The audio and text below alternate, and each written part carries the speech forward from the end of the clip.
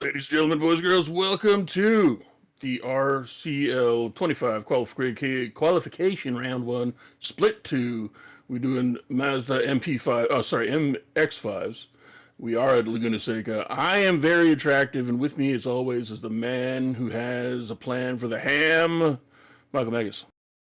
Hello, hello, everybody! I love Laguna Seca. The corkscrew is magical. Now, just a heads up to the chat. If the audio needs any work, please let us know. It's been a while since we did this whole setup, and I have no idea if we are broadcasting in the correct terms. Indeed. So keep that in mind. One moment while I try to get the Parsec to stop eating my mouse.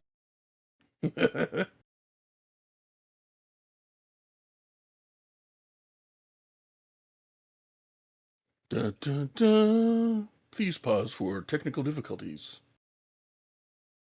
Mio is experiencing the thing that is not good. Actually, you know what I need to do? I need to just exit out of Parsec, turn off immersion mode, and then come back in. I mean, these are all possible things. So, ladies and gentlemen, I can't see anything for a moment. Byron will have to tell you what's going on. Gunnar has turned invisible and is now racing across the track invisibly. I see. All right. Immersion mode is off. Rejoining. Immersion mode, not the same as emulsification mode.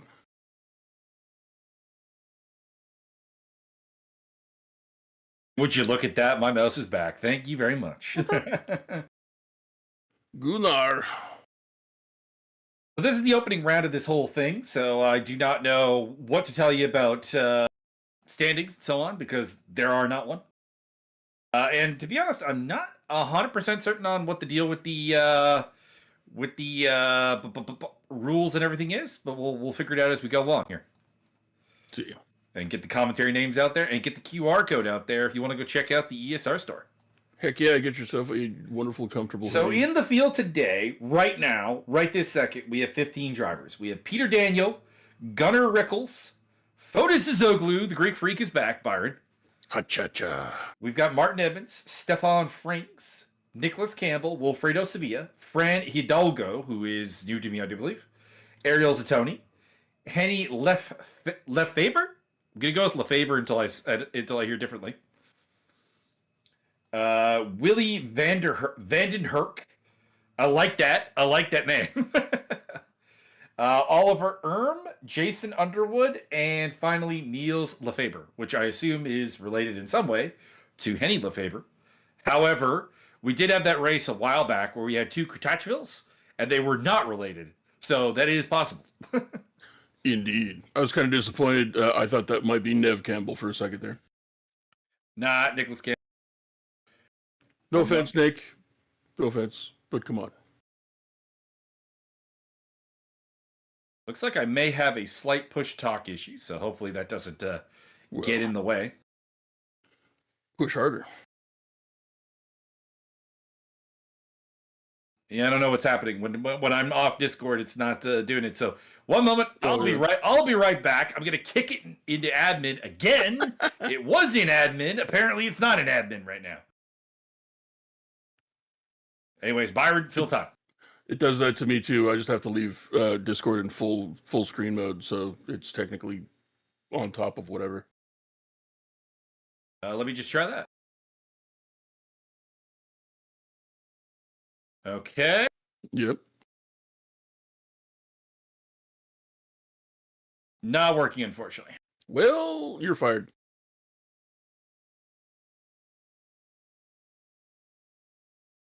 Oh my God, he's left me alone. What do I do? Let's say all the bad things to get the channel removed from everything. Other than that, everybody give us a like and a subscription. Everything tried to work against us today. Michael will just keep talking, and if he doesn't stop talking, the heat death of the universe accelerates. Yeah, it's up as admin. It's still not doing it right. All right, I'll have to work around this. That's gonna be fun. Also, my sound just cut out because it does that when I join Discord. Very nice. Mike has to work through 17 different programs and 8 different settings on his headphones. It's not that many. It's just I don't know. It seems to not like working with Parsec all that much is the problem. Well, maybe you should sit them both down and have them talk it out. I mean, that'd be good. There, my sound is back. Excellent. To be clear, I can still hear Byron when the sound gets kicked out. It's just I can't hear the game.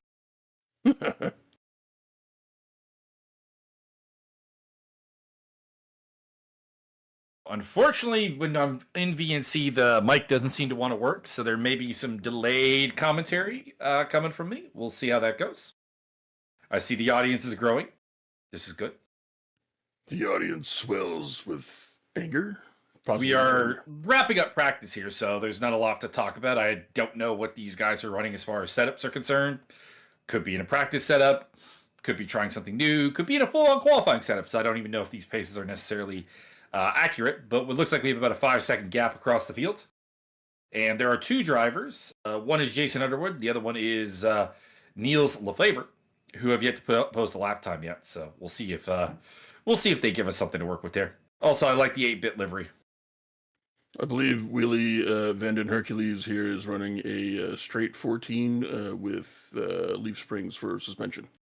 We have an interesting mix of flags on the server today. Let's see. We have 3 Dutch drivers, 1 Greek, 1 Czech, 1 German, 2 Canadians, 2 Spaniards, 1 South African, and 1 Swiss.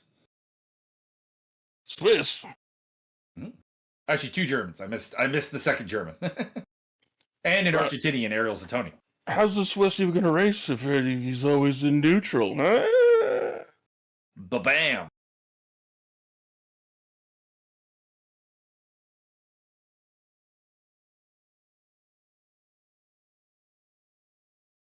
It's a hot track. Throw the event info up there for everybody. There you go. 20-degree air temperature, 30-degree track, 1 kilometer wind, dry, forecast dry. I don't even know why they have the weather forecast in RaceRoom. There is no rain in RaceRoom. There's no way to make a wet race. Forecast, the mother of all storms. It's going to be hucking cactus around.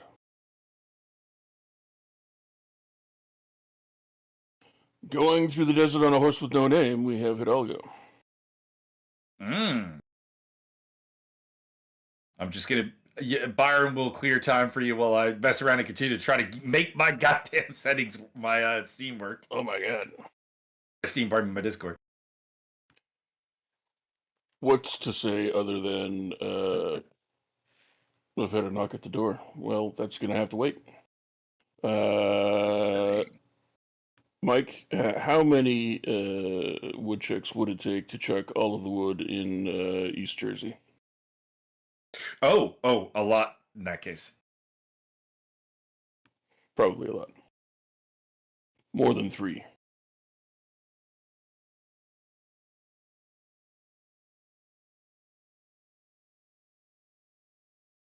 Oh, you know what the knock at the door is? I bet you that's the Amazon delivery. I have at least. But you got delivery. Salt. Mm-hmm. They I got a deal. I don't think I got a deal, but it was like $40 for like 6 kilograms of coarse sea salt, and I happen to be just about out of salt. And the Nice. last time I ordered that, it lasted way over a year, so I thought I'd do it again. You know what I could just do is turn off push to talk for this. I'm gonna do that for a bit, and we'll see what happens. Fair enough. We'll see how quickly I drive you insane. For those who do not know, Byron hates people who use voice activation. Hates. I do. Well, to be fair, in my defense, everybody who uses voice activation or just an open mic always has the noisiest shit kid or some annoying pet or lives next to a fire hall or, things like that. Or they just sit there having a discussion with their girlfriend about fucking cheese for an hour. Gouda cheese, to be specific. Yeah. But hopefully I won't have that problem. I have no kids. I have no animals. So any noise should be specifically coming from me. Anybody who thinks it's a good idea, please have Mio delivered a parakeet. I don't know. Can you have parakeets delivered? Probably. I keep threatening to have gallons of KFC gravy delivered to him. You know, right when I go to voice activation, I get some hiccups. So yeah, that's good. So far, I think I've been able to keep them from coming through the but that may be a problem. I've got the gate up pretty high, so it should like, let's see here. Yeah, Rocky my chair doesn't set it off, so that's good. Excellent. But Sniffles don't, because believe me, the Sniffles will be setting it off because I am allergic to something, and it is nasty, and it is not good. It is not great. I got the black lung pop. For about like most of June and like into July, miserable time with the allergies. Miserable time. Oh, we have a new driver. Sven Sembler has joined the grid. It reminds me of Fear and Loathing in Las Vegas. The scene where he goes back to Vegas and he checks into the hotel that's having the cop convention, and your boy Kevin Maloney's the gay concierge. Oh. And he just busts past the angry cop and his wife and just talks nice to Sven and quarter Walter, quarter rum, and what do you think about some limes? And Maloney's like, I'd say okay. That's one of my favorite parts of that movie is Kevin Maloney as Sven, the gay concierge. Indeed. Okay. I've not seen that movie in a long time. It's got so many awesome cameos.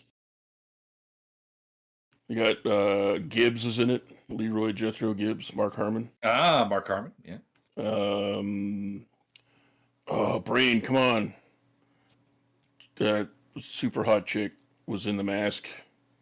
Cameron Diaz? Cameron Diaz is in it for like a hot second. Ironically, don't find Cameron Diaz that hot in most movies, but in The Mask, she was super hot. God, yeah.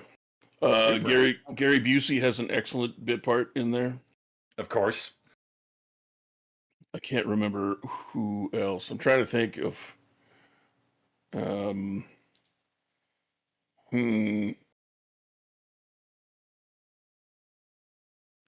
Yeah, I don't know. I can't remember. I'd probably have to watch the movie again. Michael, let's watch Fear and Loathing in Las Vegas. I was waiting for that to pop up.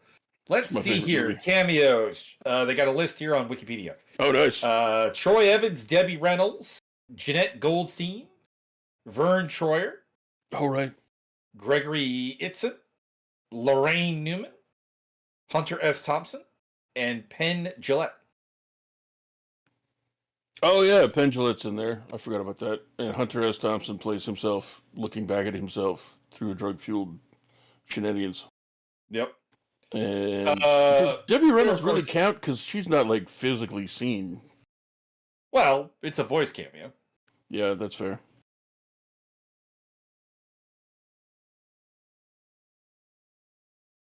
The others, some of the others are obviously just in the normal cast. Like they have Cameron Diaz as just a regular cast member as opposed to a cameo. That's fair. I mean, she's on screen for more than 30 seconds, so yeah, I guess. Her character is just called the blonde TV reporter, so you know. Yeah, pretty much. A lovely, a making role for sure. To be fair, she's just standing there in an elevator while Benicio del Toro is being a freak. So Benicio del Toro being Benicio del Toro. Kind of. Oh, Tobey Maguire. Did you say Tobey Maguire? I did not. Tobey Maguire's in there. He's the weird balding kid in the opener. There he is, the hitchhiker, yeah. Yep. Hot damn, I never rode in a convertible before. Is that right? Oh, Kim Flowers is in the movie. There we go. Who? Kim Flowers is the hot chick from Alien Resurrection. No. I don't remember that one. It's not very good. It is in my opinion the worst movie because so Alien 3 generally gets listed as the worst of the 4 Alien movies, the original 4.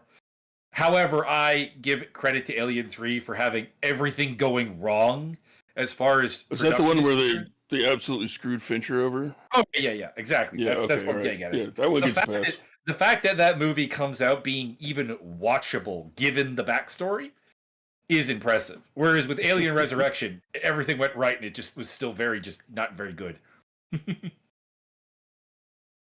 Everybody needs a montage. Good old healthy montage. Which is a shame because you got Ron Perlman in Alien Resurrection. You've got a really, really good cast, and it really should have just been better. That is fair. You got CSI's Gary Dordan in there. He's Warwick Brown in Las Vegas. Yep. You've got I can never remember his name. He is in the Robin Hood Prince of Thieves. So the Kevin Costner movie. Mm-hmm. He is the sheriff of Nottingham's cousin. He is in that movie. Oh, right. His voice always I don't even really remember what he looks like. I just hear the voice and I'm like, hey, is that guy? Why a spoon, cousin? Yes, that guy. Right. Oh, so my boy Chris and I, we were watching movies, and we watched Breaking Bad's crazy drug-fueled dude. Man, I'm really not helping myself with this one, am I? With the memory here. Why don't I just pull up the cast? That feels like the answer here. So, Alien Resurrection has the following people. So you've obviously got Sigourney Weaver. Duh. You've got Winona Ryder. You've got Dominic Payne. You've got Ron Perlman, Gary Dordan. Michael Wincott is the dude with the voice from Robin Hood, Prince of Thieves. You've got Kim Flowers. You've got Dan Hedaya. I remember his character, but I don't know. I don't really remember him from anything else. I know what Dan. I know what he's in a bunch of detective gangster type things. J.E. Freeman, who is all kinds of fun. Brad Dourif, who is all kinds of fun. Yep. Raymond Cruz is the crazy dude from Breaking Bad. There we go. Also played a Marine in Star Trek Deep Space Nine. Nice. We have Leland Orser, who's been in a lot of stuff. And that's about it. There's some other people here, but they don't really ring a bell. Mike, I need you while you're doing that to also look up and see what else did the guy in the hat from The Fifth Element do after that.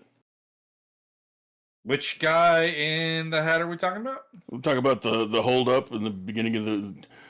Give me the cash. Oh, give me the cash. I don't even really know what that guy would be. I don't know. I'm assuming it's just the guy with the hat or give me the cash guy. Fifth Element. Yeah, I don't know. There's not really a listing here in the casting that leads me to where I need to be. Fair enough. I just, for some reason or other, was thinking about quirky characters, and that guy popped into my head. I'm like, what did he do before or No after? idea. No idea. Looking. He might be the character Mugger, maybe? Yeah, that's probably right. Yeah. Matthew Kasovitz is his name.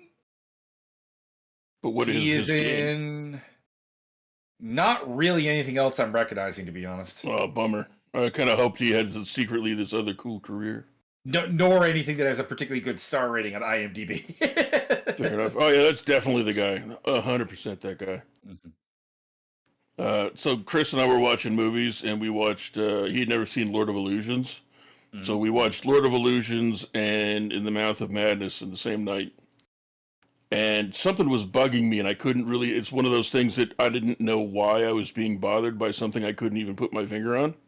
Mm-hmm. And it just kind of suddenly came to me as we're like 3/4 of the way through Lord of Illusions. And I had to pause the movie and do a quick search.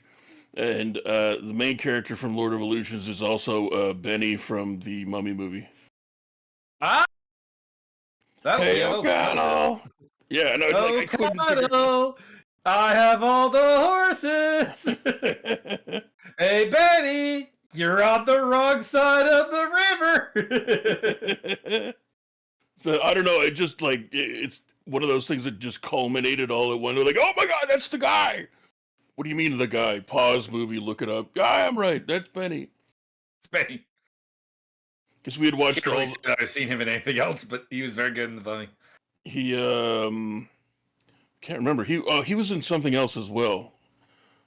Oh, probably. I'm like, there are very, very few actors that you see in literally one thing. No, I mean, there was something, like, very prominent he was also in. But I can't remember what, and I'm going to look it up now. Dun, dun, dun, dun, dun, dun. In the meantime, after we've gotten sidetracked, let's talk a little bit about the qualifying that's going on right now. On pole position, we have Peter Daniel, who we are checking out right now. Second place for Gunnar Ricks, Gunnar Ricks, pardon me. I'm adding an L where there is not an L.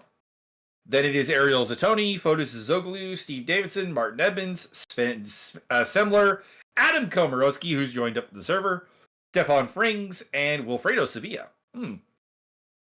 Don't take this the wrong way, Wilfredo. I'm not used to you being in the top 10. Wow, you're probably not Wilfredo has historically been a bit of a tail end Charlie. Oh, that's probably what it was. We watched another movie called Seraphim Falls, which has James Bott and Darkman, and he's in that. Ah, okay. It's a Western that has Pierce Brosnan and I'm looking at the movie poster and can't remember the other guy's name, so I'm gonna have to actually open the link. Picking up Fran Hidalgo here, who should have an improvement lap coming up here. Entering the last little bit of Laguna Seca here. Should break into the 39s, maybe? Maybe even better than that. See here? Quite a bit. Yeah, there we are. 39s. 7th place. Nice. I will say I missed my ACC timing data that ACC gives you, which RaceRoom does not quite do. Well, perhaps. Penny Lefebvre across the line, still going to be up to 13th. So becoming the second Dutch driver in the field. Peter Daniel still in the lead. He's got 2 purple sectors on the board. Not much of an improvement, mind you, but should be a little bit of an improvement here. No, not a good 3rd sector. Lost about a 10th. This is Ariel Zatoni coming to the line. Should be a decent improvement here.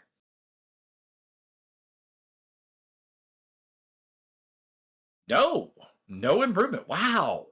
The gap between Peter Daniel and everybody else in the 3rd sector must be exceptional. Because we're seeing a lot of relatively low delta splits through sectors 1 and 2, like 1.2 here for Adam Komorowski. that would make you think that he's going to have like a second gain here because his current lap time is 2.7 off. But I'm betting you it's not going to be even nearly that good. Which makes sense, I think, because the corkscrew, I believe, is part of the third sector, and that is the make or break section of the lap. Up to 8th.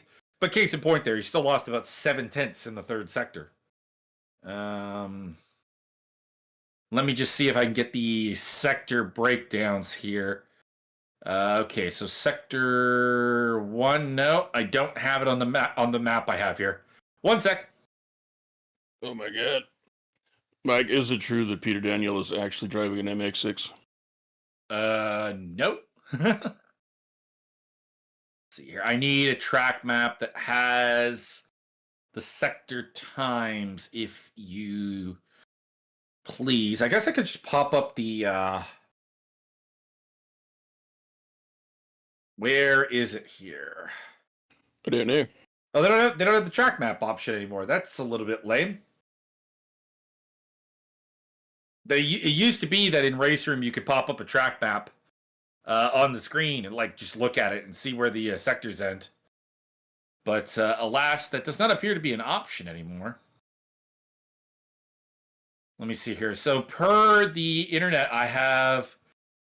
Now, the corkscrew is part of Sector 2, per the internet. Sector 3 is just a rainy curve and the last couple of turns. Which is interesting that it's producing a multiple 10th variance, basically seemingly across the field. Peter Daniel's just like much quicker. Wilfredo Sevilla looking to get back up into the top 10. And he will. Up into 10th place with a 1:39.439. Mike, do you think Wilfredo listens to the Ace of Spades nonstop while racing? Could be. I wonder if he has the Ace of Spades League of Legends modifier. I don't know what that means, but he might. There's a character in there's a character in League of Legends named Mordekaiser that has his Q ability is called the Mace of Spades. So somebody got a little plug-in you could have with the game where every time you hit the Q and got a kill, it would play Ace of Spades. That is awesome. Convert that over into RaceRoom. Because it was hard to trigger because you didn't get a lot of kills with the Q. Like it wasn't really his kill ability necessarily. Oh, yeah. The Siphon of Destruction and the his ult, which is called Children of the Grave. Boom, there you go. Those were how he generally got kills. But if you get a kill with the Q, the killing blow with the Q, it would play Ace of Spades. That's awesome. Did they also do a plug-in for the Children of the Grave so it plays Black Sabbath? You would think that they may have. I didn't have it though. Fair enough. I demand all the things. I demand that be ported over into RaceRoom so that every time Wilfredo passes somebody, it plays Ace of Spades. That's not. I don't think it's the name of Mordekaiser's ult anymore because his ult doesn't do what the Children of the Grave did. Children of the Grave used to give you a little ghosty pet. So you put your ult on somebody. If they died with the ult on them, they would come back as a ghost that you could jolt, and that was the deal. Now what his ult does is suck the target into a shadow dimension where it's just the two of you, and it's basically a duel. Interesting. It's basically your teammates are not here to help you anymore, boy. And you stab him in the gooch. Now, I will say the problem with his current ult is that his current ult doesn't really work all that well if you're behind. Like, if you've been having a bad game, your ult kind of becomes useless, because it's like, all right, who can I ult and actually beat in the duel?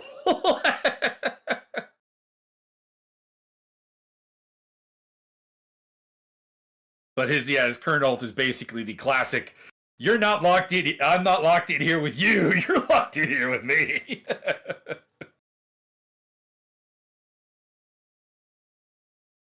That is my favorite League of Legends character for anybody who missed my phase of League of Legends exploits, I should say. And then I got banned. Me too. Oh my god, it's Gus Fring. Up into the top 10 for Stefan Frings. Moving into 9th place. Oh, that is some bad traffic for Adam Komorowski. Man, Komorowski's sliding around a lot here. He's got a very loose car. Now, the bright side of the loose car, great speed. Fantastic. But the downside is you're going all over the place. Feel like I need to do the it's the white man can't jump bit with the it's like out here in the outside, the wind can push the ball a couple of feet to the left or to the right. And that is Adam Komorowski's car here. Speaking of loose, Nicholas Campbell loses it on the out of the last turn and ruins what was otherwise looking like a very good lap. Pick up the sword car here of Fotis Zoglu. He's always in the black cars.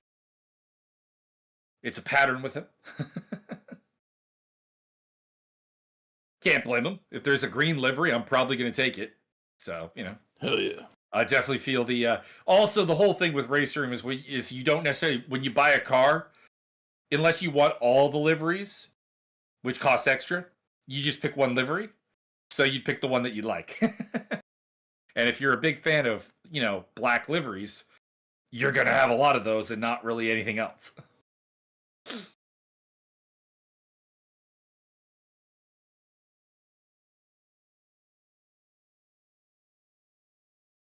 Steve Davidson currently in the top 10. Decently tight field here today. It gets a little bit spread out towards the back there with Henny Lefebvre, Willy Vandenherk, and Oliver Erne? What are we thinking? Erne? French pronunciation or German pronunciation? What are we thinking? I think we should just call him Ernie. He's from Switzerland, which, of course, that's 50-50. That's coin flip. Yeah, I don't know. Ern's probably good for now. And if it's Erne, then he'll be fancy Sesame Street from then on out. Ah. Bertram and Erne.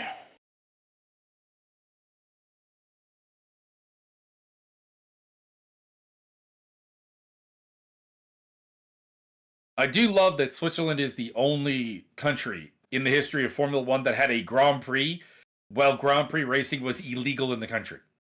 And the deal was it was actually a second French race, basically. But they didn't want to have two French Grand Prix. Same deal when Nürburgring was called the Luxembourg Grand Prix for some reason. Nürburgring is in Germany. It's not even particularly close to Luxembourg, but they called it the Luxembourg Grand Prix as a way around having two German Grand Prix. Same deal with the Swiss Grand Prix. It was a Swiss Grand Prix in name, but it was not in Switzerland. I demand that they make a Grand Prix track that runs the entire border length of Luxembourg. Oh, apparently we have a live chat issue is not enabled. One moment, please. Oh, that's weird. I will poke around in the control room. As for Martin, who's telling me this, Martin, you were supposed to have everything set up for me. It's not my fault. I was wondering why nobody was saying anything. Well, we also have a small audience. A lot of our views do not come live.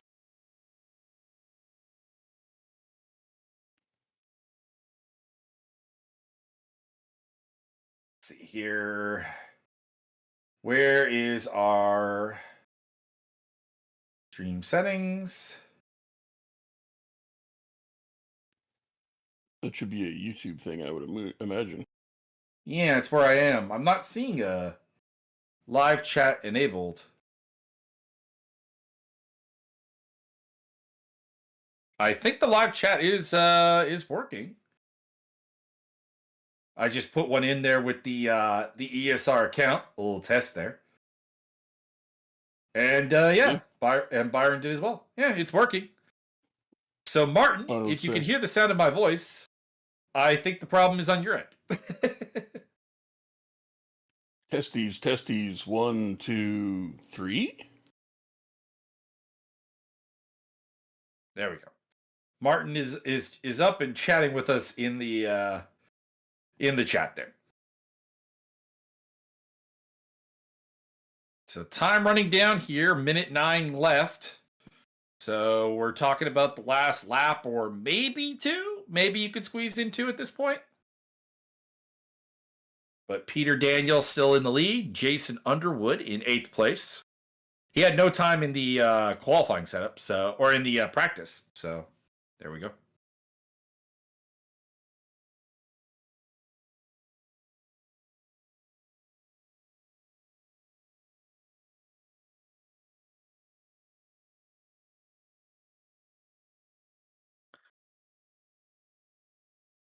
That's a good first sector there. But time will be down, so he'll be able to finish this lap and no further. Peter Daniel, Gunnar Rick, Ariel Zatoni, Fotis Zoglu, Martin Edmonds, Adam Komorowski, Steve Davidson, Jason Underwood, Nicholas Campbell, Stefan Friggs. Your top 10 right now. A couple of them are still out there trying to improve times, though. Row 6 will be Semler and Sevilla. Row 7, Hidalgo and Lefebvre. Row 8 is Lefebvre number 2, and Vandenherk and Earn will be at the back of the pack for the start of the race by the looks of it. By the way, Earn actually improved quite a bit towards the end of qualifying there. He was about 6 seconds off pole and got it down to 4.9. So that's good work. Very solid effort. Still last place, but I appreciate the effort and the improvements up until basically the very end of the session. So that's nice. All right, we got ourselves 3 minutes of warm up here, and I'm going to quickly come up with the rules here, if I can. What are the rules? See what they have up on Race App here, and see what we can figure out. Info. Okay. 2 races today, 30 minutes and 30 minutes. We have Get Real as our physics mode, of course. We have tire and fuel wear are normal.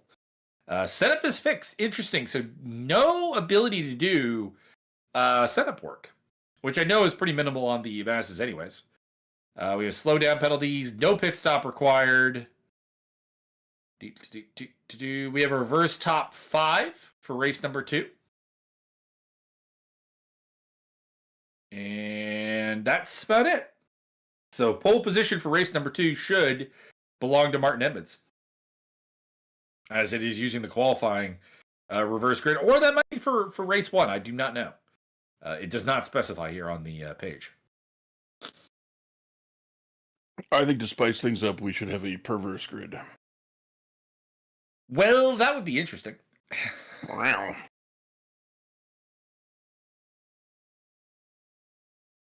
We were getting some love, by the way, in the ERA chat earlier today for our ability to pronounce Portuguese names. It's a side product of degenerate youth. Years and years of combat sports. Correct.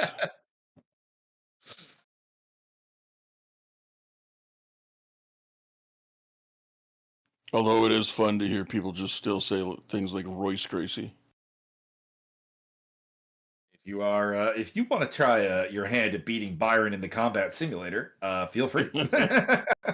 He will be doing tomorrow a last man standing little thingamabobber. I will be using, of course, only Imanari rolls. Probably not.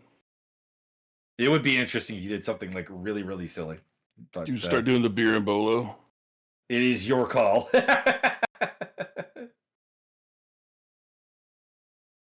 Not a lot of game plans that I think are going to be all that interesting have come in. It's good. It's going to be just whoever catches you after you've absorbed a heinous amount of damage that might be able to get the kill shot. No, here's the scenario: is that whoever comes in first is going to be real defensive. They're going to keep their fingers up and cringe away, and when I lunge in for the kill, one of their fingers going straight in through my eyeball into my brain. No, sir. My fighter is getting the first crack. Don't worry. Oh, he's rigging the field. I'm going full hog and trying to get the job done. He's rigging the field. It's not going to happen. The fix is in. My fighter is, I think, perhaps the least capable of actually beating you, outside of the tiny dudes. Because, like, let's face it, like my way of beating you would be getting into the clinch with you, and that's a bad idea. That's a terrible idea. It's not the best. There's a reason that the Byron quote is, "I want them baby back ribs."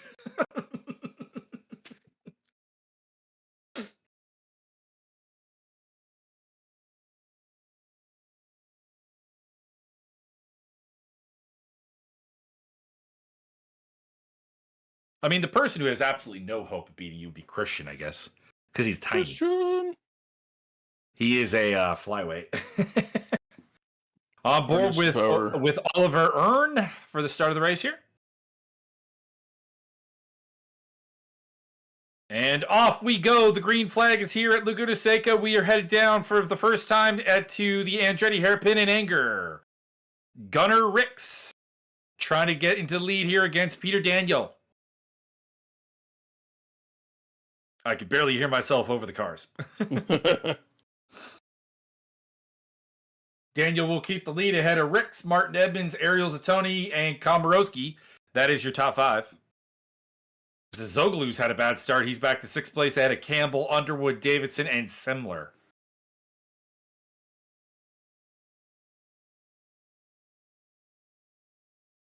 So Daniel in the lead.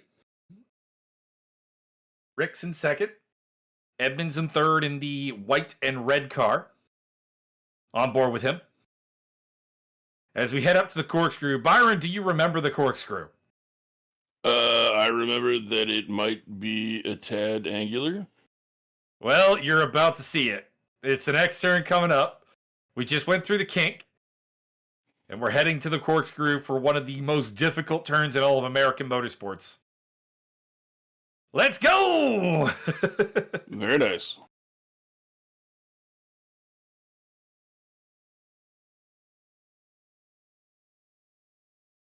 I was teaching someone how to do sim racing a while back. This is when my cousin was over from Yugoslavia. And he picked Laguna Seca for his first track, and I'm like, that's a bad idea. There are tracks that you want to learn on. Monza is a good example of this. Barcelona is not too bad, but Laguna Seca, the corkscrew, along with like Spa Eau Rouge, these are not the things you want to learn first. These are the things that are meant to horrify.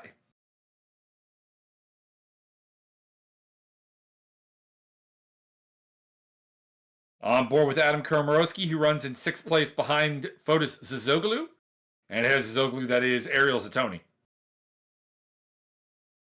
And behind them is Campbell, followed by Underwood and Davidson. And Frings, Semler, Sevilla, Lefebvre, and Hidalgo. The back three have kind of fallen into a little bit of a battle of their own. That is Earn versus Vandenherk and Lefebvre.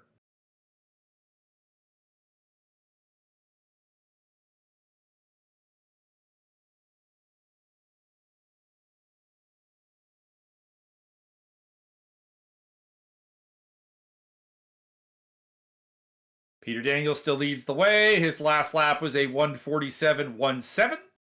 Fastest lap of the race. That will be beaten quite soundly, I think, by the end of it.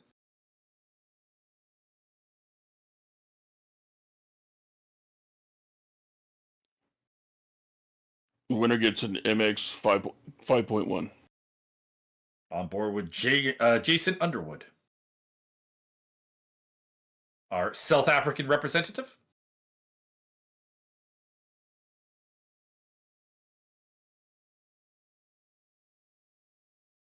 Yep. There's the laps coming in. Who's the new fast lap owner? Looks like it's still Peter Daniel at a 1:37.674.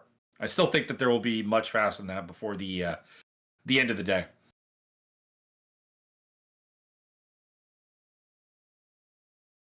I think they'll have it down to an even 36 seconds. Well, they're heavy on fuel right now, so they'll probably get into about the 36s, I think, for sure.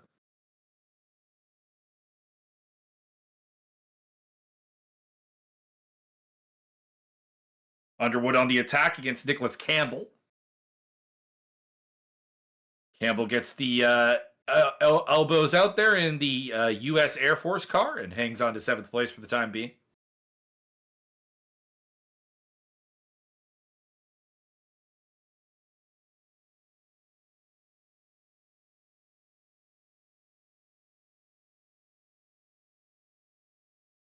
Underwood looking to the inside. Going side by side through the corkscrew is generally not a great idea. I'm just going to throw that out there right now. It's fine.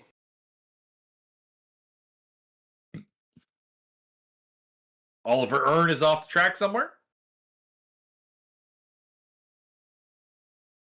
There he is, recovering. Looks like he had a rough run through the kink.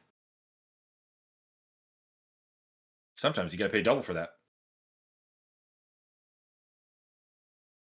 Up ahead of us, we have Komorowski and Zatoni going, or Komorowski and Zoglu, pardon me, going so side by side. And Underwood continues to pressure into the Andretti hairpin against Nicholas Campbell.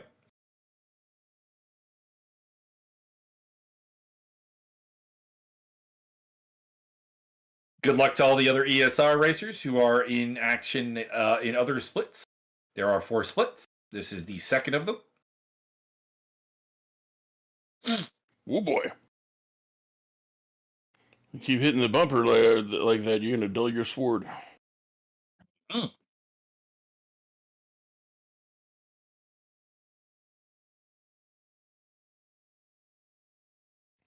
Michael, can you do the splits? Oh boy, big go! Oh boy. Big action there with Steve Davidson, Nicholas Campbell, and Jason Underwood all getting into it. Possibly collected a couple other cars as well as they went through there.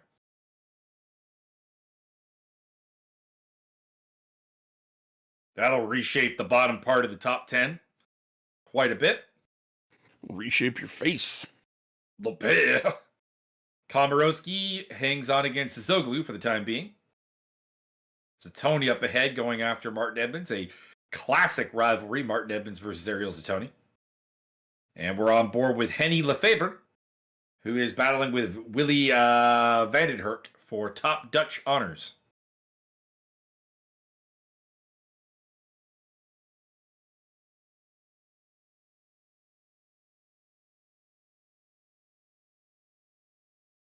Oliver Earn is in the pit lane for a pit stop. That is not required, so that would be a optional damage stop.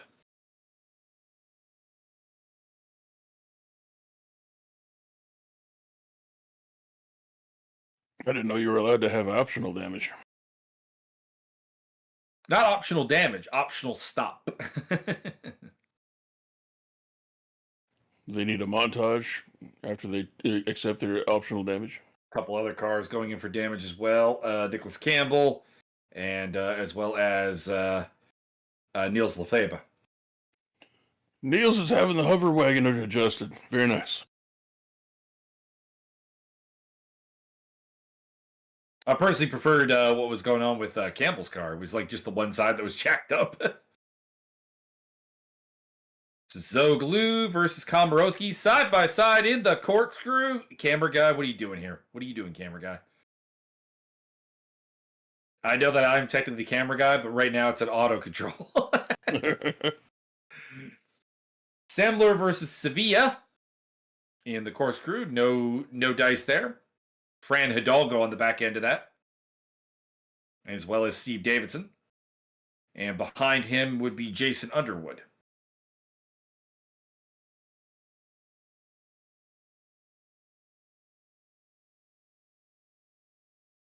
Here's Edmonds versus Zatoni. Edmonds still hanging on to that final podium spot. And around the outside of the Andretti hairpin. That's a hard overtake to make work. But it will be the inside line into corner 3.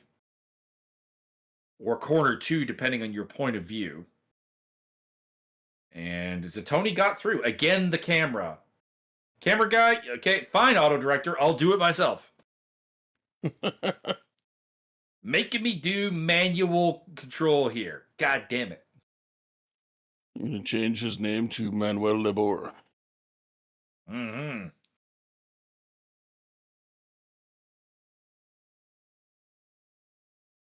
Nils Lefebvre is still in the pits, but Nicholas Campbell has rejoined.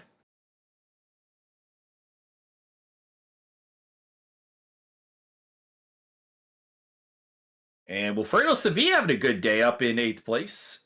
Got Sven Simler on his tail. Semler, pardon me. And believe me, it is an insult when I say similar because there's a story behind that.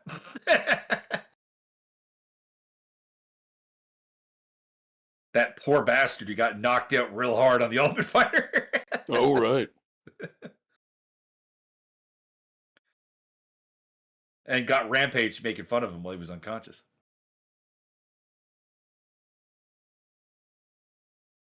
Not the most famous knockout in the history of Ultimate Fighter, which I'm pretty sure still is Uriah Uriah Hall against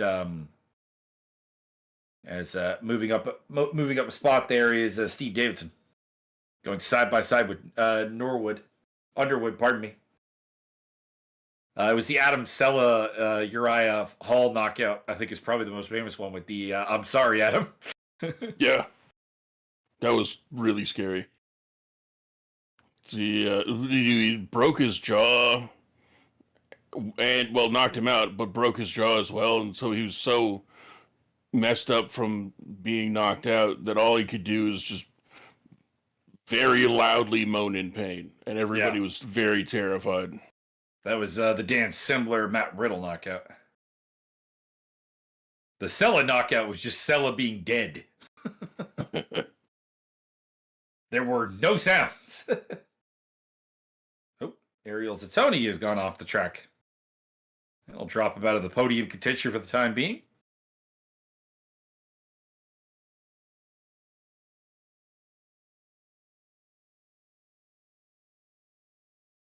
Underwood on the tail of Fran Hidalgo. Looking down the inside of the corkscrew, maybe, but that is a bold move to say the least. There is a car falling back there. That is Zatoni. And also off the track that's got to be someone who's lapped. Possibly Niels Lefebvre, I would imagine. Getting out of the way. He had problems early on, picked up a lot of damage. And Underwood versus Hidalgo continues for 9th place. And in behind them, it is Zatoni and Davidson. Fotis Zoglu's on the tail of Martin Edmonds. Battle for 3rd place. So Edmonds managed to fend off Zatoni and may or may not have sent him off into the desert. Just saying. We didn't see it. We didn't see why Ariel ended up in the sand. Off through the desert on a horse with no name. And in the meantime, Wilfredo Sevilla continues to lead this train that goes all the way back to 12th place. I like that livery. I like the way that the different shades of those colors work together. Mm. There's a lot of good liveries in the Mazda field. I don't see no Gulf oil. No, there wouldn't be. That's more of a Porsche thing.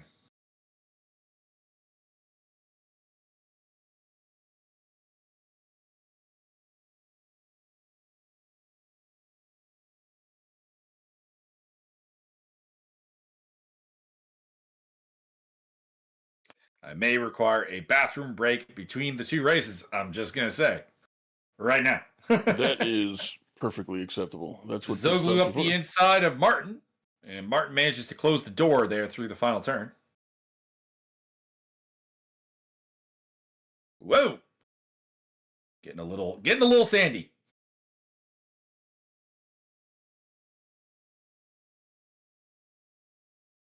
No one's gotten to 36s yet. I thought that would be our fastest lap, but the fastest lap so far is a 37.43 by the race leader. And this could be a 3 wide here as Semler goes for the overtake on Sevilla, and Underwood is coming with. And they will both make the move there on Sevilla, who drops back to 9th place. With Hidalgo, Davidson, and Lefebvre? No, Lefebvre's too far back. That's got to be a lapped car that's tagging onto the back there.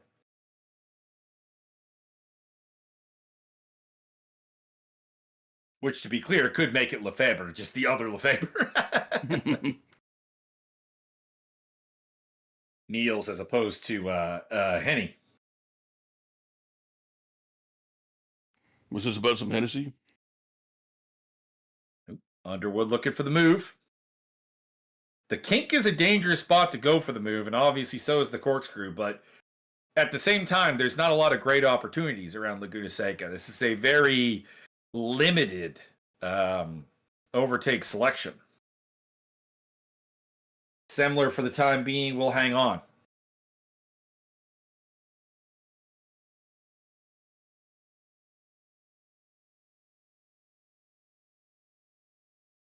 Ariel Zatoni could be the danger man. We saw him battling for the podium earlier, had an off, and has been on a recovery drive ever since. Still tagging around behind Hidalgo and ahead of Davidson.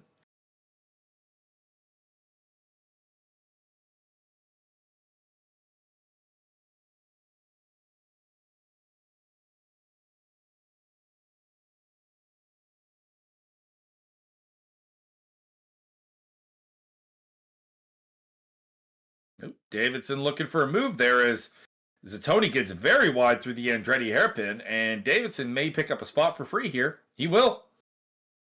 Didn't really have to work terribly hard for that one.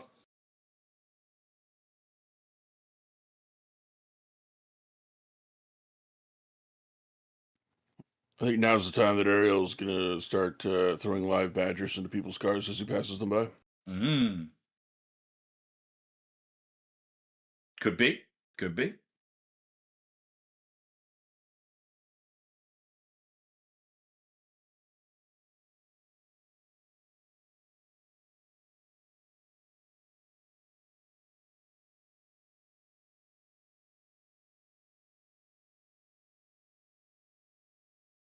Ariel goes around the outside into the corkscrew. Ooh, Davidson's got the inside line, though. Little contact, little rub. But rubbing is racing, and Ariel's overtake has failed for the time being. So Edmonds is now got company from Adam Komorowski as Zoglu chases him as well. So it's now a three-way fight for that final spot on the podium.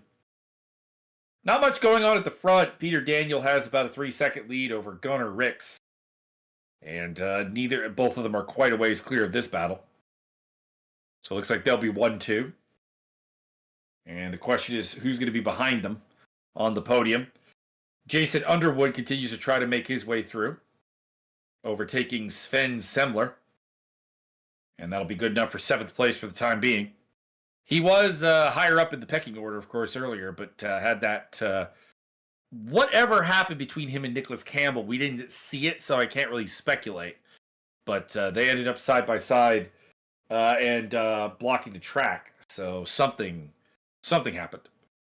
And the battle for Spanish honor here between Wilfredo Sevilla and Fran Hidalgo over 9th place.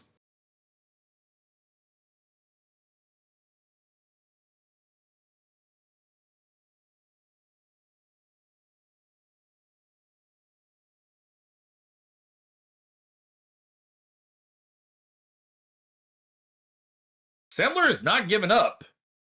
Still fighting here with Underwood. Down the inside at the kink and into the corkscrew. But the inside line on the downhill section will belong to Underwood. And should, coming out of the rainy curve here, keep the position.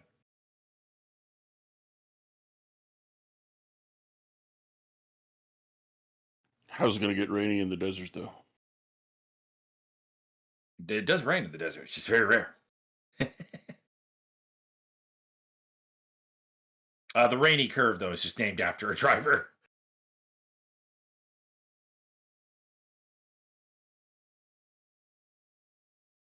It's rainy as in R-A-N-E-Y. Did they call him the Rain Man? I don't think so.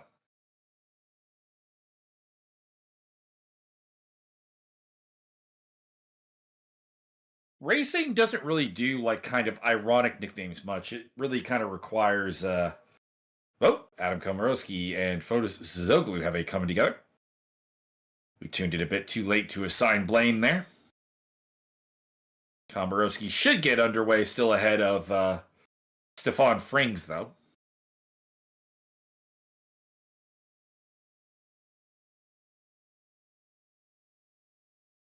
Ariel Zatoni looking to make a move here on Fran Hidalgo for 10th place.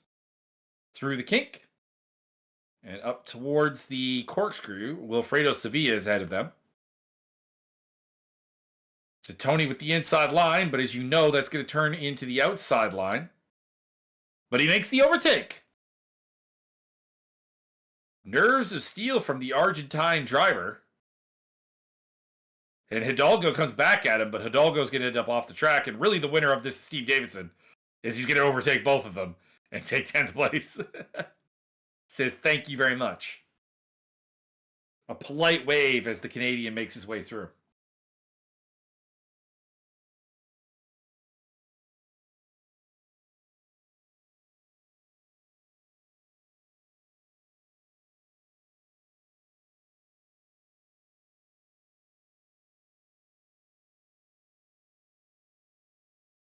So Tony trying to get back up into that 10th place. Makes the move down the inside of the Andretti hairpin. And Davidson and him have a come together, and Hidalgo gets picked up in that as well. Oh, boy.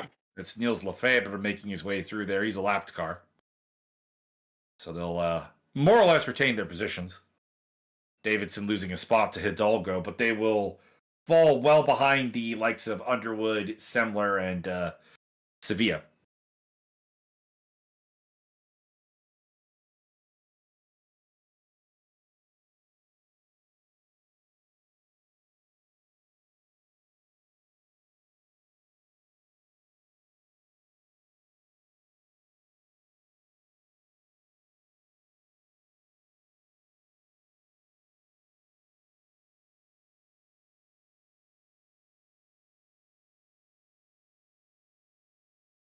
Today's hard charger is Stefan Frings. Started the race in 10th place and currently runs in 6th.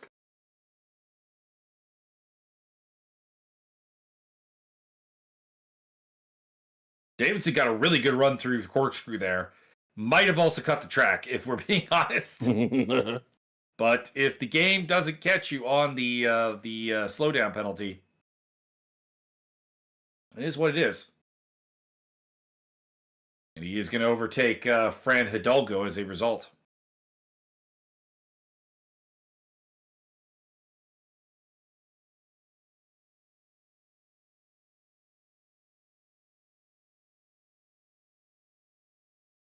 Can confirm the lap time was invalid. However, that was also the lap where he had the contact coming out of Andretti hairpin, so it was probably already invalid before the corkscrew.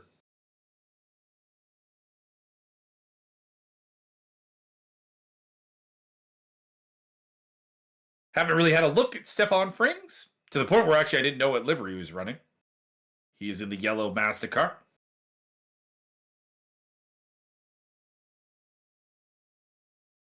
Solid day. Making up some ground from 10th place on the grid to 6th place in the race. Very good work. Hasn't been eye-catching, necessarily, but it has been very solid.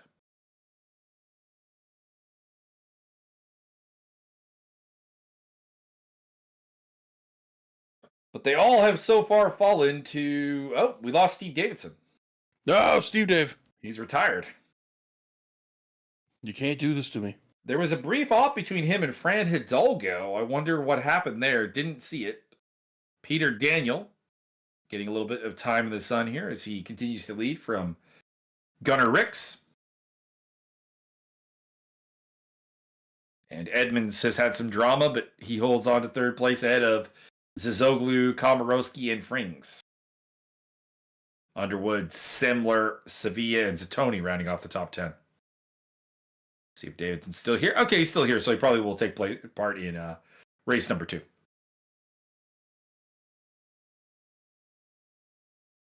No being summoned to his home planet.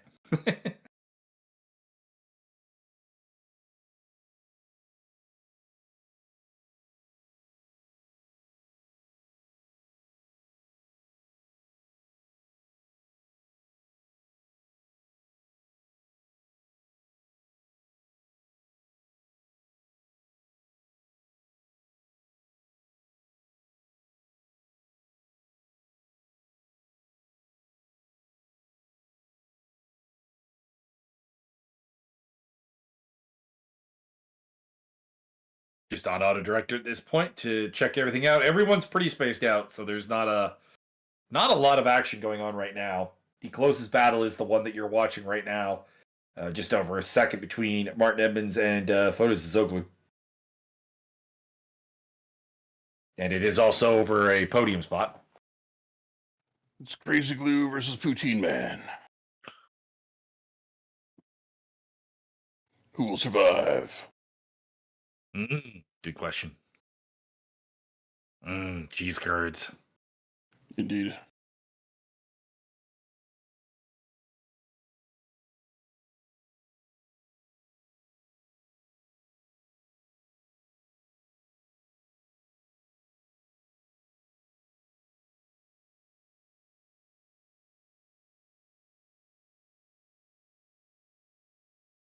Well, we started with 17. We still have 16 running.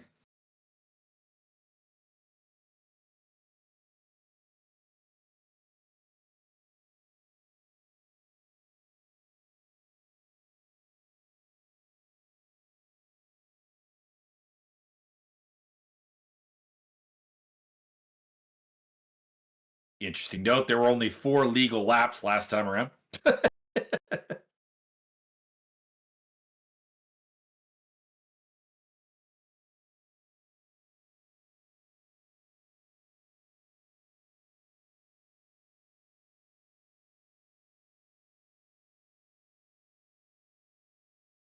Frings is catching Komorowski a little bit, and Soglu is catching Edmund. So we may yet have some showdowns here at the end.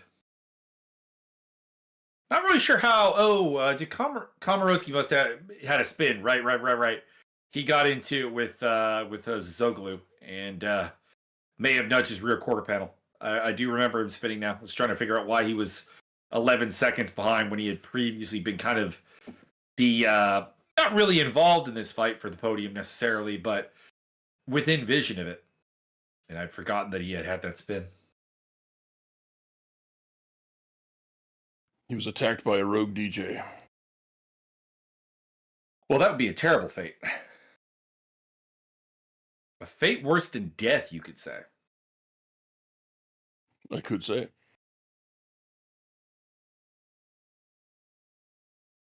Hey, Stefan.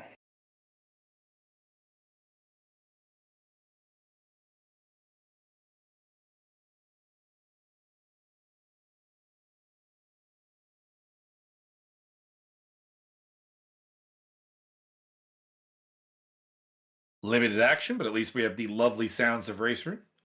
A game that has always been quite highly rated for its audio.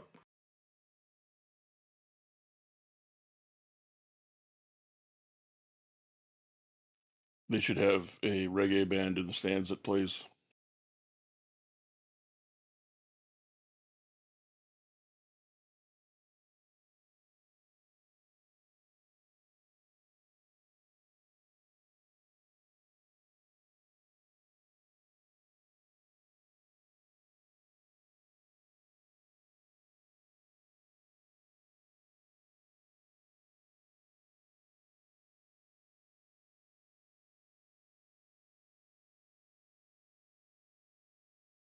Oh, Fran Hidalgo losing control.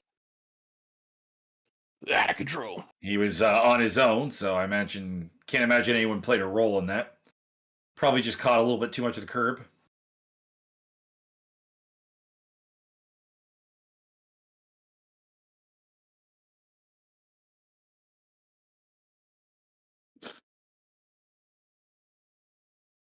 Back underway.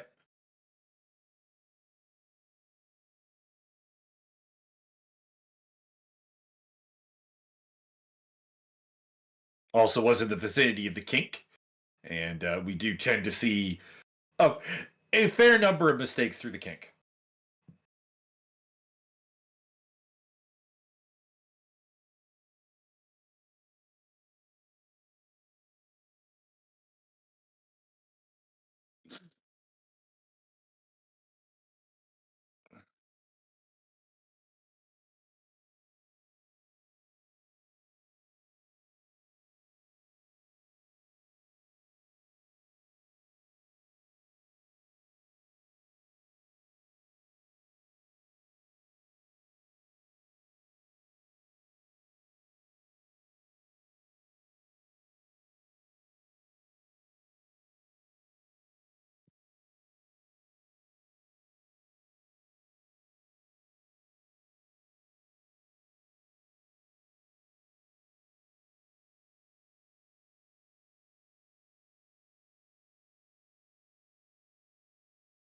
Still not a particularly close battle anywhere on the track right now. There's some heating up. Ariel Zatoni, who we pick up now, is catching up to the back of Wilfredo Sevilla. I do think we'll see maybe a bit of a showdown there on this last lap. But that's kind of about it. Like, Frings and Zizoglu are going fast enough to catch up to the cars ahead of them, but I think are a little bit too far behind. I don't think the Delta really has them in it. But we'll see.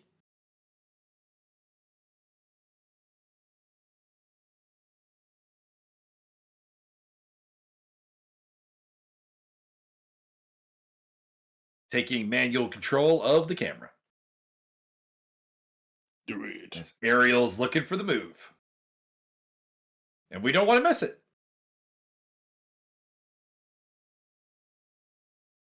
Sevilla's had a good day. He's led a couple of trains. He's shown some good defensive driving. But he is slower than Zatoni. We'll see if Zatoni can make that happen. It's about a 1.5 second delta.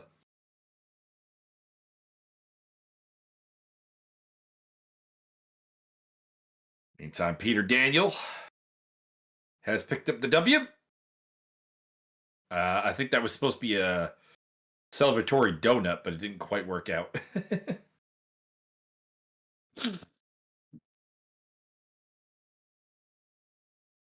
Gunnar Ricks and Martin Edmonds will join him on the podium. Really, the only question is who's going to get this 9th place, Zatoni or Sevilla?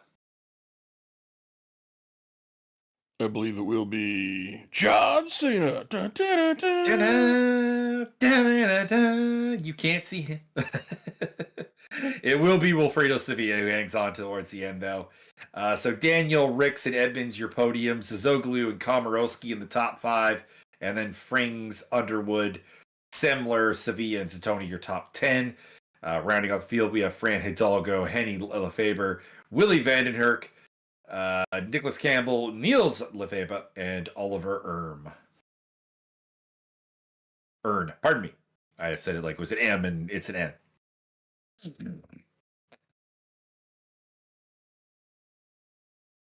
Just waiting for everyone to take the checkered flag and confirm.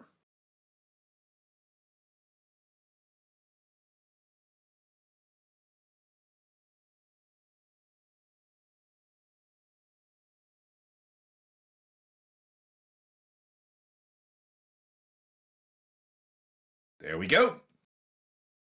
Fastest lap also to Peter Daniel, a 1:37.43. And we'll head on to race number 2, where I do believe it will be Martin Edmonds leading us from pole. If not, and I've read that the rules wrong, it'll be Adam Komorowski. I believe you have read the rules. Well, I appreciate that.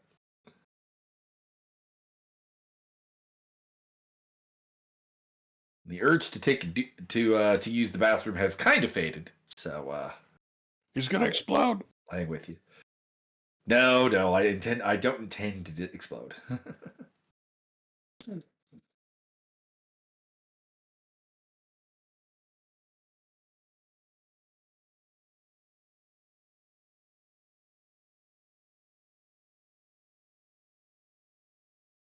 Get a warm-up session here for anybody who wants to implement any. Well, actually, I guess there really aren't any changes because this is a fixed setup race, so there's not really anything that could be done except for, I guess, fuel adjustments.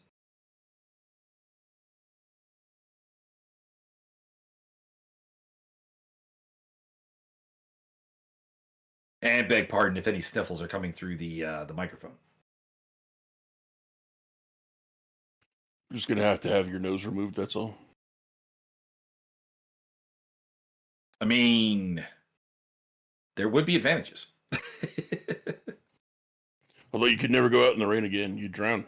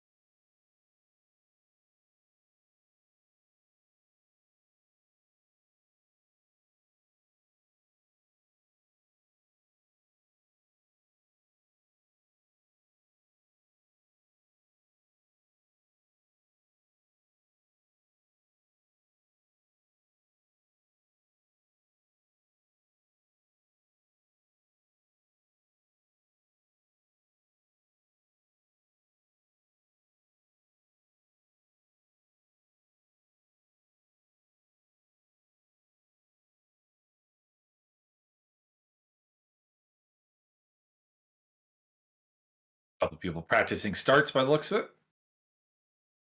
I don't know if these cars have any start control, launch control, I should say.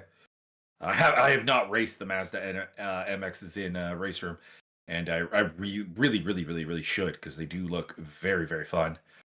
But haven't been messing around with RaceRoom all that much lately. Well, maybe, perhaps, once they get your legs back from the factory, you should try that out. And Byron doesn't mess around with it at all. I do not.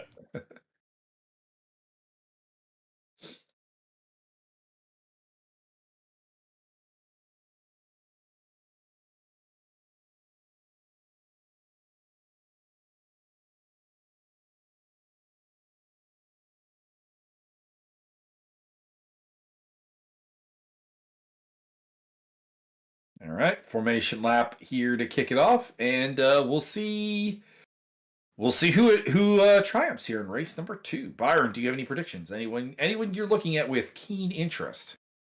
I believe the ultimate winner will be the man from Chile. Well, he's not here today. Well, that doesn't mean he's not the winner in my heart. Or if he is, he's in another split. True.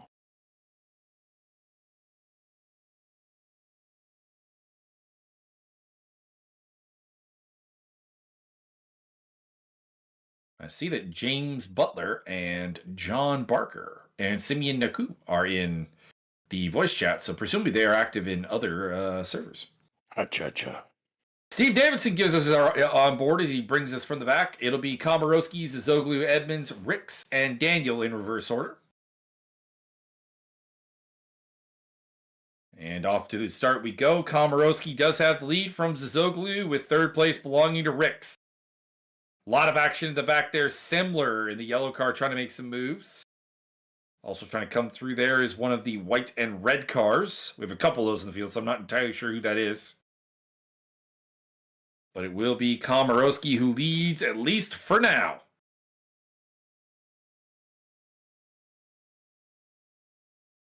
Get that QR code up there. Hell yeah. Get yourself a hoodie or a hat or a mug or something. It'll be awesome. Komorowski leads the way from Zoglu, Ricks, Daniels, and Edmonds. Edmonds is the loser at the start. And Daniel held off for the time being by Ricks. Well, that is Frings losing control.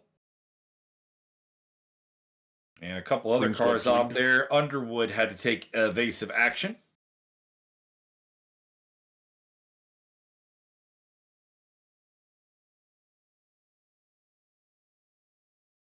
Davidson's had a phenomenal start. He's up from dead last to 11th. As we pick on board with race 1 winner, Peter Daniel, pardon me. David.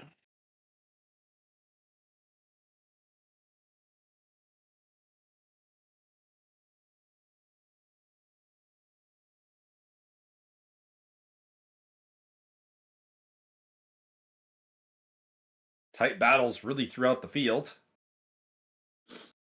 With the exception of Frings, who's a bit off the back end right now.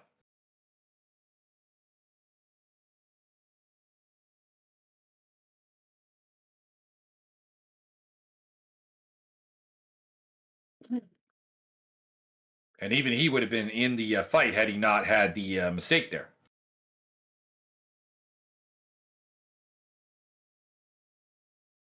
This is the podium from last race. Ricks, Daniels, and Edmonds.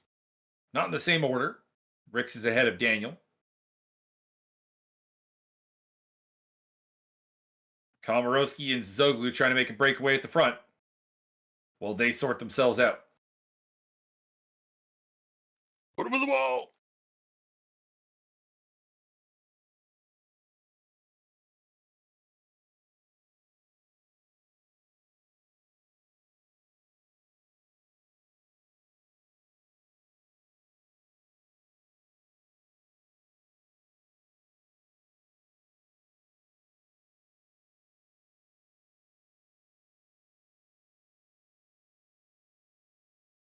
Your big movers so far is Niels Lefebvre, who's up in his 7th place. Wow. Impressive start. And your big faller is, of course, Frings, who's dropped back 11 spots. Having started from 6th place and now running in 17th.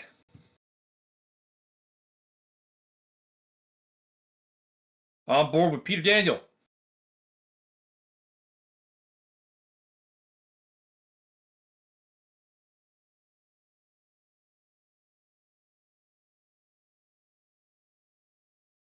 Looking to make a move on Ricks, as Frings has overtaken Earn for the coveted 18th or 16th place.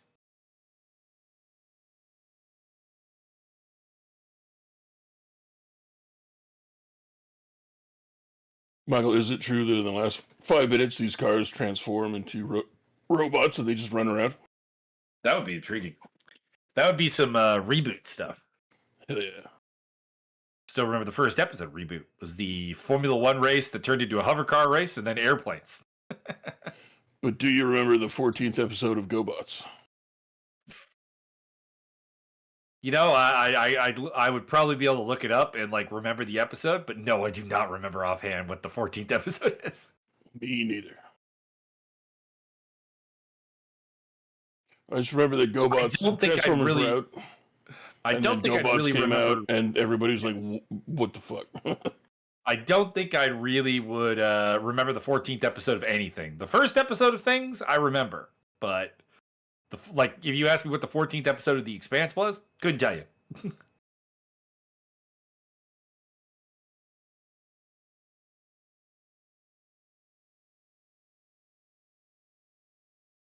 Ask me what the first episode of The Expanse is, and I can tell you.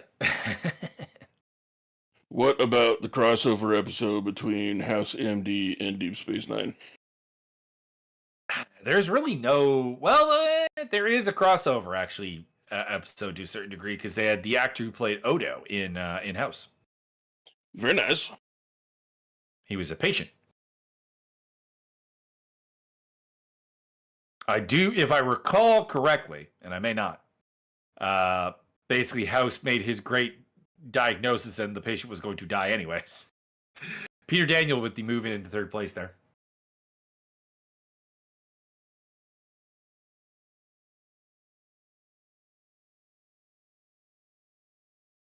I'm pretty sure that's probably the only DS9 crossover with House.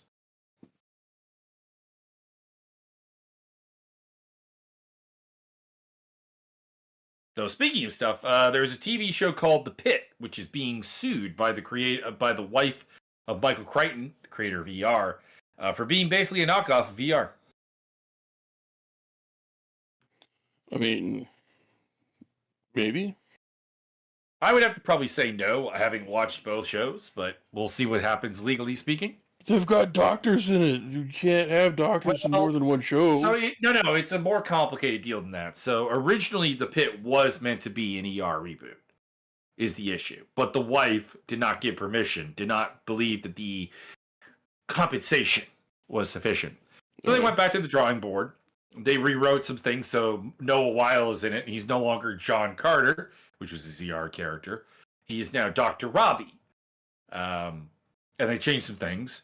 And I've watched the episodes. I'm like, outside of having like an actor from ER and having apparently one of the main creative guys behind ER on the staff, I'd argue it's really not that similar. But fair enough. I suppose I understand the, I guess, root of the case. But I would hope that it gets thrown out. You can't have people be doctors in more than one show. I demand a recount. Omar Epps would not like that. He's like a doctor in 4 different things. Made a bit of a career of it. Which, to be clear, I don't think if you had asked Omar Epps way back in the day if he was going to be known for playing doctors, he would have been very surprised, I think. Yeah, I mean, wasn't he didn't he start doing action? Yeah. Or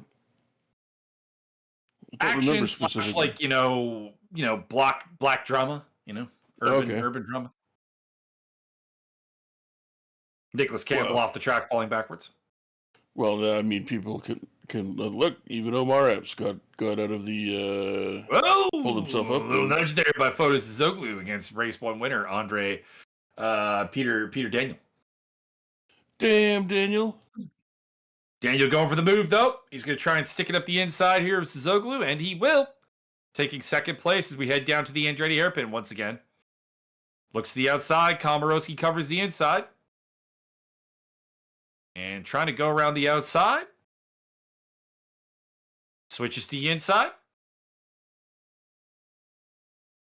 And that is going to be the race lead for Peter Daniel. So it took him about 9 minutes to find his way to the front.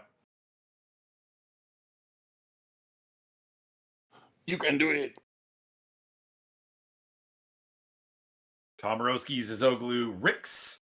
The 3-car sandwich there with Edmonds a little bit further back and Ariel Zatoni in 6th place.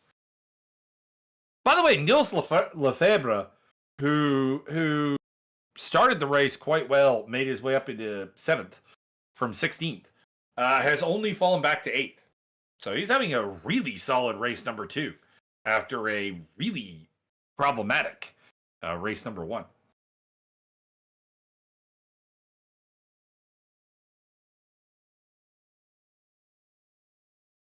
'15th, pardon me. Not 16th. Steve Davidson and Wilfredo Sevilla having a good banger for 9th place as well.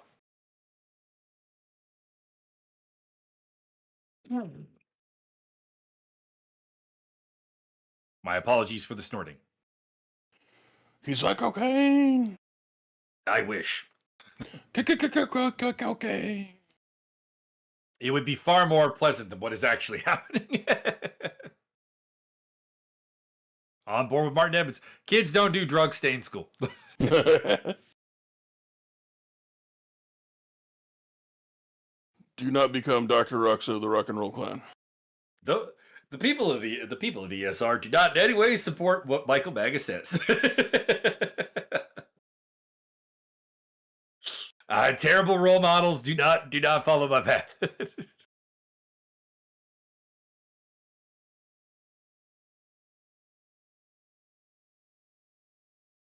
Zoglu looking to make a move there on Komorowski, but for the time being, the door is closed.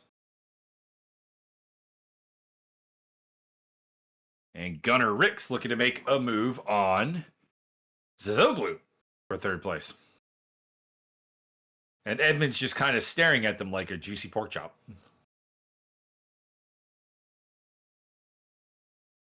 Action here at the corkscrew. Oh boy. Oh boy! Zoglu gets collected by Komorowski. Ricks goes through.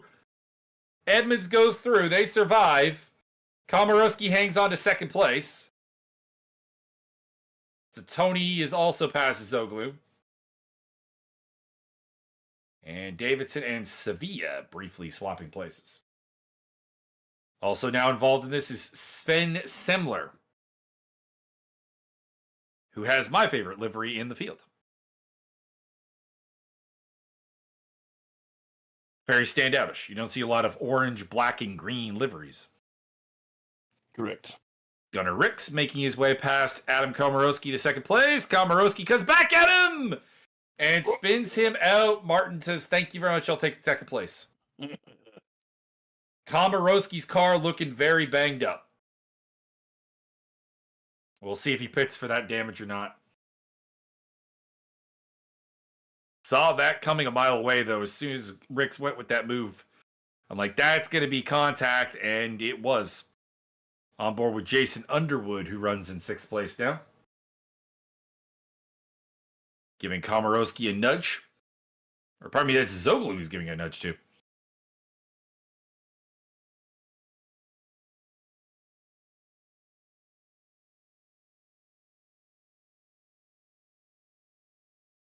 Heading up towards the kink. And then to the corkscrew. At the top of the hill here at Laguna Seca. Most famous turn on the track here. One of the most famous in all of American motorsports. Here we go. And we cut away from that. That's a shame. I thought we might have some good action going on there. But instead, we pick up Gunnar Ricks as he tries to hunt down Ariel Zatoni for that third spot on the podium for the time being as we approach the halfway distance here of race number 2.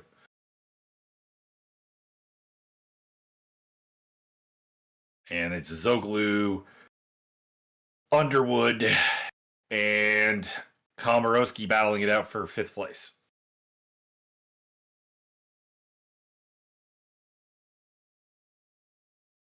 It's time to put him in the wall.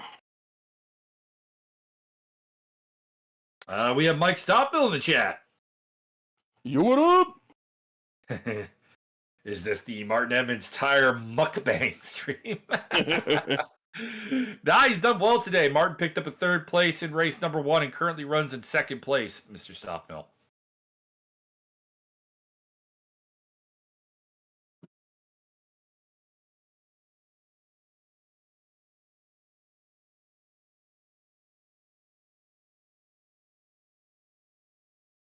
Underwood looking for a move there on Zoglu, but nothing happening so far.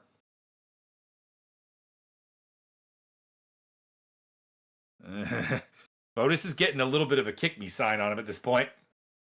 He's been getting nudged around a couple of times.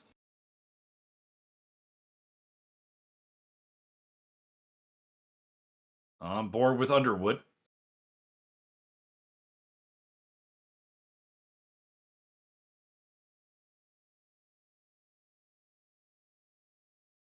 So it is Peter Daniel looking for the doubleheader today. Edmonds, Zatoni, Ricks, Zoglu, Underwood, Komorowski, Lefebvre, Semler, and Davidson, your top 10. Couple of surprises in there, to be honest. As further back, Henny Lefebvre losing out to Nicholas Campbell. Campbell has had a rough pair of races. A guy who has top 10 pace for sure, and has had to deal with relatively poor results from race 1 and race 2. Some bad luck has luck is not broken his way. We'll put it that way. Could be worse. He could be on fire. That's true.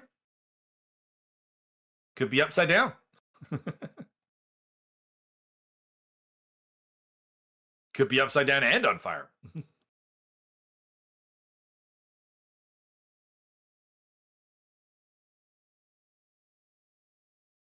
On board with Jason Underwood again.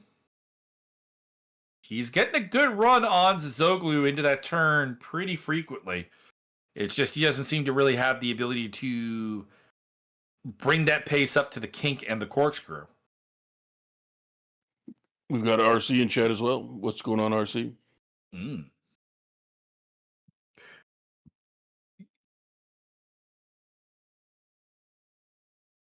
Destroyer of Worlds.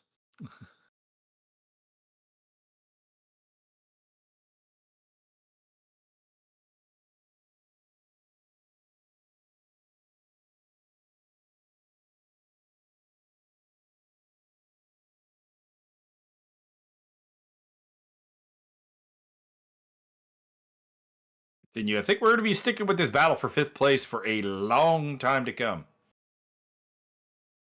As it is Zoglu, Underwood, and Komorowski battling it out.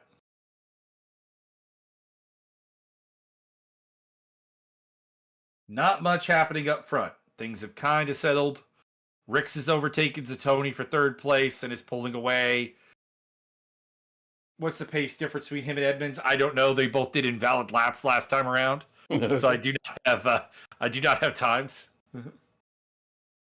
Invalid laps are the best laps. We'll see if that 4-second gap closes enough to make that into a particular battle.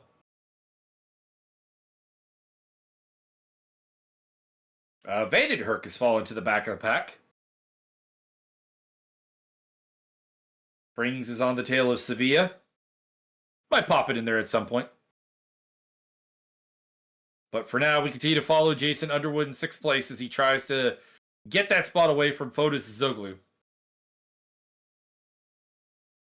Komorowski's car, for all of its misshapenness, appears to be keeping up with pace, so not a problem for the American driver. It's customized aerodynamic behavior. I guess that is how you change the aerodynamics in a fixed setup series.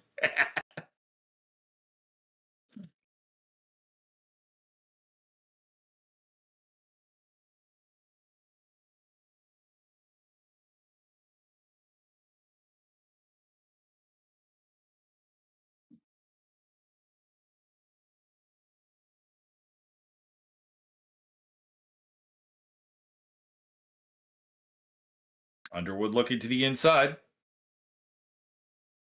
And, well, this is where I say, auto director, screw you!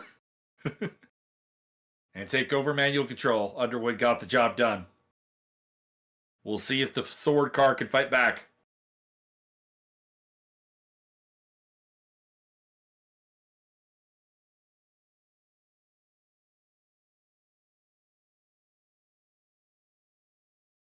I'll take the penis mighty for 300, Alex. I'll take the anal bomb cover. Steve Davidson on the tail of Sven Semler. Davidson DNF'd race 1. And is looking to salvage what he can from today's round. Oh, Martin. Something's happened to Martin. Oh. Martin Edmonds was in second place and has taken a long trip across the sand here. Baby's gone colorblind. And I don't know what happened because he was not terribly close to anybody. What's going on here? Go back to the battle between Davidson and Semler. Edmonds appears to be stuck on the side of the road. I wonder if he's had a hardware failure. Wi-Fi aggro. Could be. His wife's pretty good about the aggro, though. Dog aggro? Dog aggro is more likely in his case, to be honest. Oh, he's parked it. I think that's a hardware issue. Frings and Sevilla going side by side, heading towards the Andretti hairpin. And Stefan Frings will displace Sevilla from the top 10. That's Fran Hidalgo in the light green and yellow car. What do you call that color back there with the third car there in the order? Kind of a... There's a word that I'm just not... It's not coming to me. Gray. It's not really a gray. It's a bluish gray.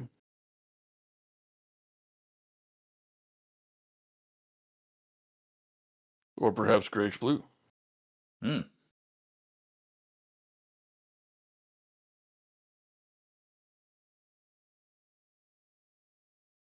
Martin reports suspension failure. Oh, that's wild. Apparently he hit the curb on the way into the corkscrew. Probably off the kink, actually, now that I think about it. And, yep. Broke his suspension. So well, Canada can't get 2 cars across the line today. I would recommend installing the hover package that we saw the other people in the pits doing earlier. Well, as a result, Steve Davidson is now the only Canadian representative. As we pick up Sven Semler and Steve Davidson, they have caught up to the back of Niels Lefebvre, who's having a very, very good second race, but will be dropping through the order now. That has promoted Argentina's Ariel Zatoni to the podium.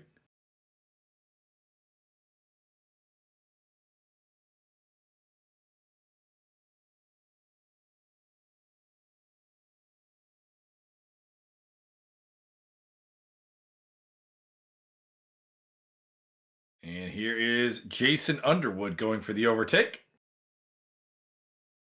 And moving into... What has happened to Zatoni that he's fallen back here? Oh, Zatoni was not involved with Underwood and Zoglu before. But alas, that has happened.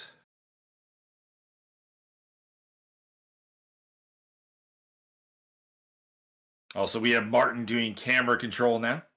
Oh, very nice. We have a producer. Excellent. Just watch Martin just put the camera on his car and just leave it there. Well, I can fight him.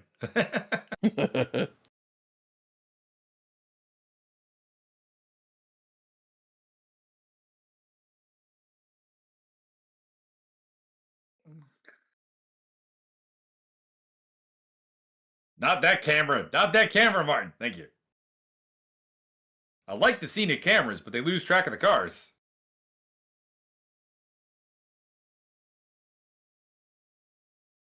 Martin puts on helicopter cam only on his car.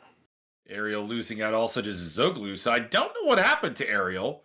He was running in a comfortable third place and has now suddenly found himself in fifth. We saw the overtakes. We saw him lose out to Zoglu and to Underwood, but I don't know how that suddenly became a battle. I believe he had to slow down so he can grab some nachos. Steve Davidson putting some pressure on Nils Lefebvre. Lefebvre? I believe it's pronounced Favre. It is not Favre. I'll say that much.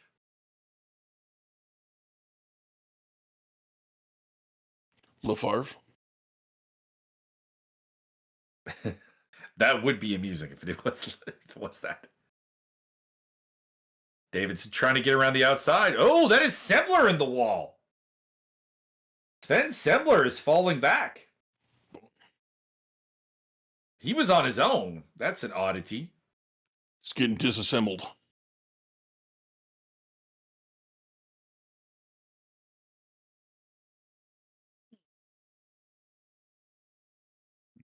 Time running down here. 5 minutes to go.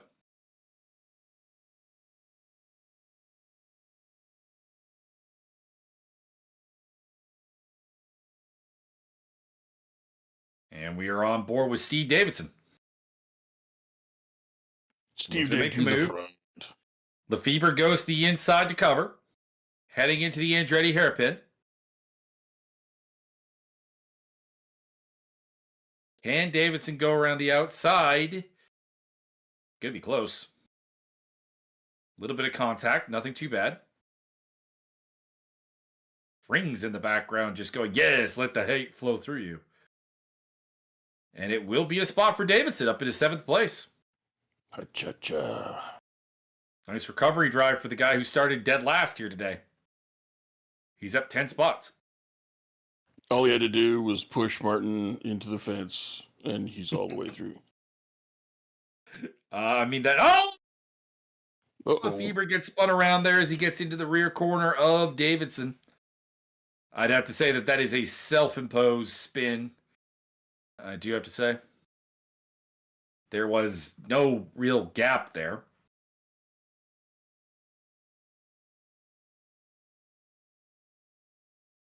Fastest lap of the race out of curiosity is a 1:37.506 for Peter Daniel, who is on his way to a double win here. Get them laps down to 45 seconds flat. It's not going to happen. What?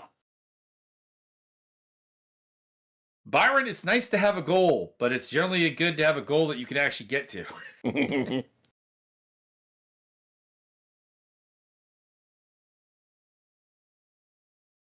Adam Komorowski under pressure from Ariel Zatoni. Zoglu has not given up on getting onto that podium. He's still on the back end of Jason Underwood.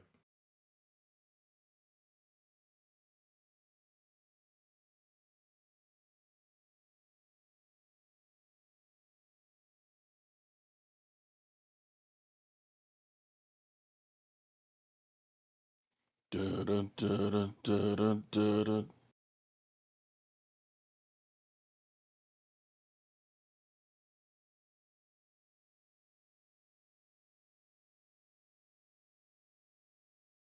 Stefan Frings, you have been fined 52 credits for your violation of the Verbal Moralities Code. For swearing at Steve Davidson as you trail him. Down the inside of the corkscrew. Tony is through. Back into 3rd place, or back into 5th place, I should say.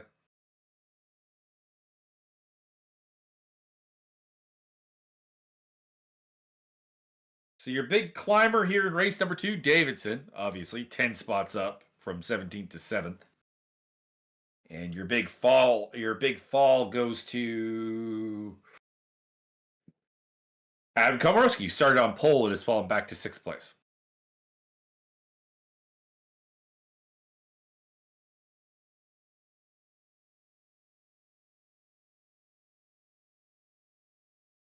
After him, it is... Well, no one really. A couple of people have dropped down 2 spots, but nothing more than that.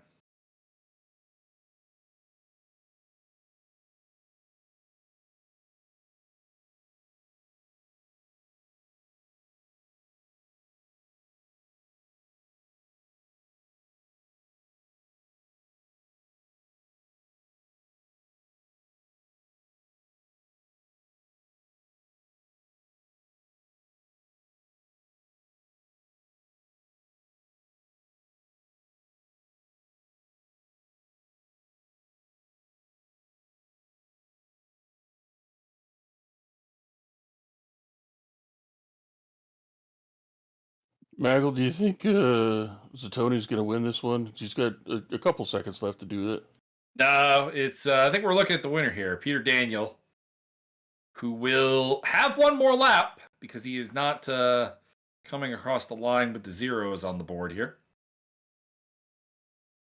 Extending this race probably another lap for everybody. Leads the way from Gunnar Ricks, who's on for 2nd place for both races. And Jason Underwood rounding off the podium here right now. Fotis Zoglu, Ariel Satoni, Adam Komorowski, Steve Davidson, Stefan Frings, Sven Sembler, and Wilfredo Sevilla, your top 10.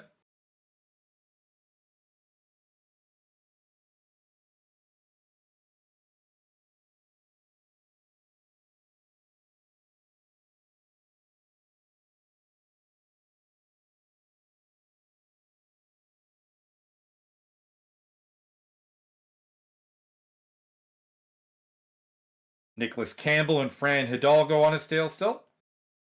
And the closest battle out there right now is between Davidson and Frings for 7th.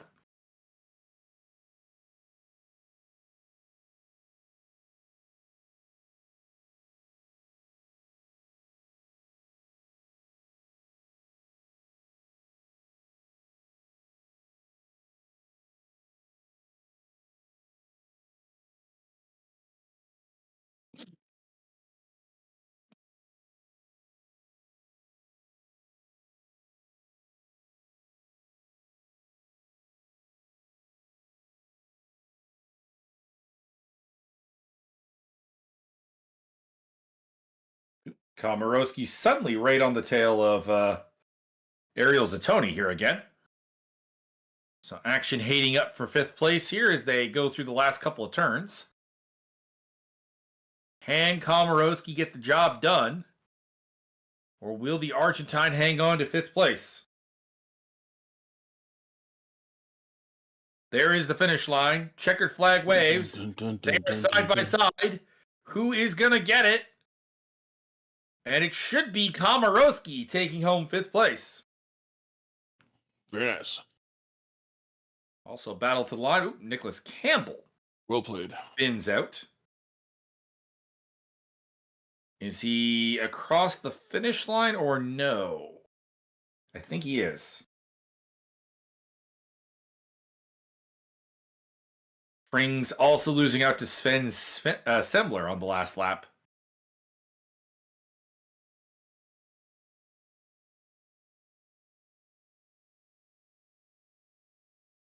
All right. So your winner of both races today, Peter Daniel. 2nd place for Gunnar Ricks in both races, and Jason Underwood 3rd. So Underwood and Edmonds each taking home a podium. Zazoglu 4th, followed by Komorowski. Then it will be Zatoni, Davidson, Sembler, Frings, Sevilla, Hidalgo, Lefebvre, Campbell, other Lefebvre, Vandenherk, and Erm.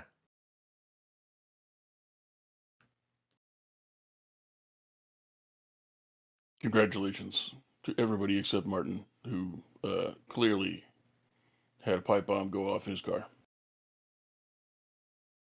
Well, I mean, he destroyed his own rim. What are you going to do? Side note, Simeon Naku is apparently in Split 3. I was under the impression that, the splits were in order of like pace, like that we're in the number 2 division. And if Simeon's in Division 3, sandbag, pulling the Max Simmons, maybe. Simeon Naku, as you've never seen on him before. Anyways, that's all for today, everybody. I hope you enjoyed. Byron, do you have any final thoughts you'd like to add? Would Jesus wear a Rolex on his television show? I wasn't in the command room in Utah in YouTube, so this may take a moment for me to find the button. Oh, there goes my dramatic ending. Well, you come up with another one if you want. Knick knack paddywhack. Give your mom the phone.